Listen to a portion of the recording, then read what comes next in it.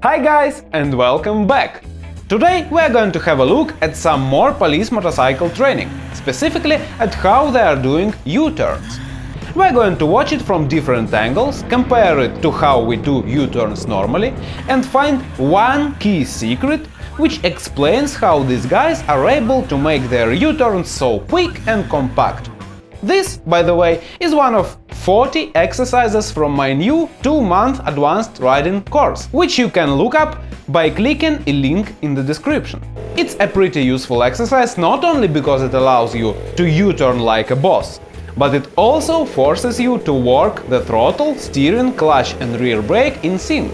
Awesome training for coordination between all primary controls, which is useful in all sorts of situations.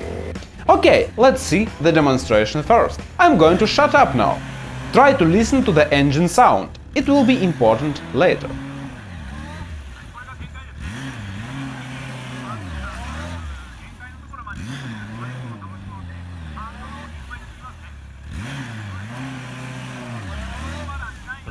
As you can see, these are very fast and tight turns. Looks very nice. Now let's compare them to normal U-turns. Crack this exercise open and replicate it ourselves. I'll show everything slowly, so we can see what happens step by step.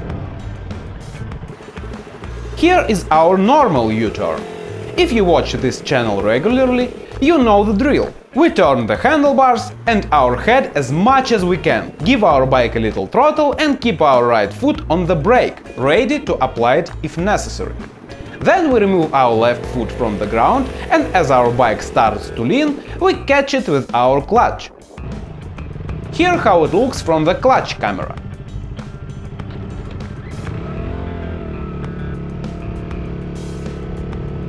Notice how I release the clutch to catch the bike from falling over.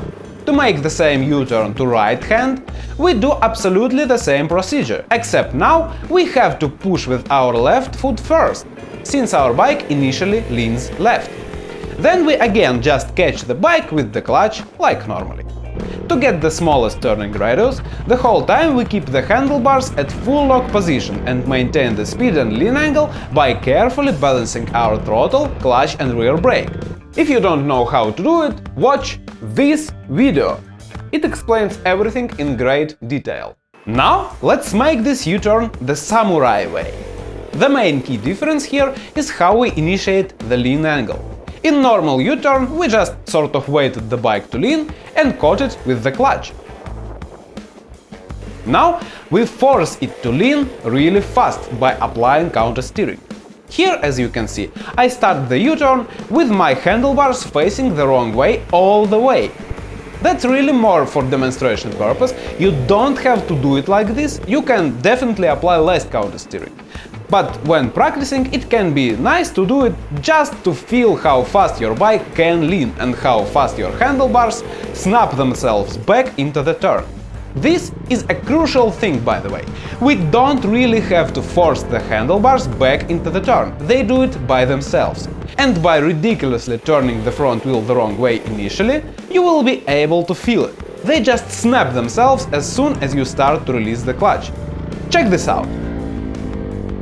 And once you feel your handlebars turn inside, keep them in full lock position, and from this point, just do the same as you did before. Balance the bike with throttle, clutch and brake.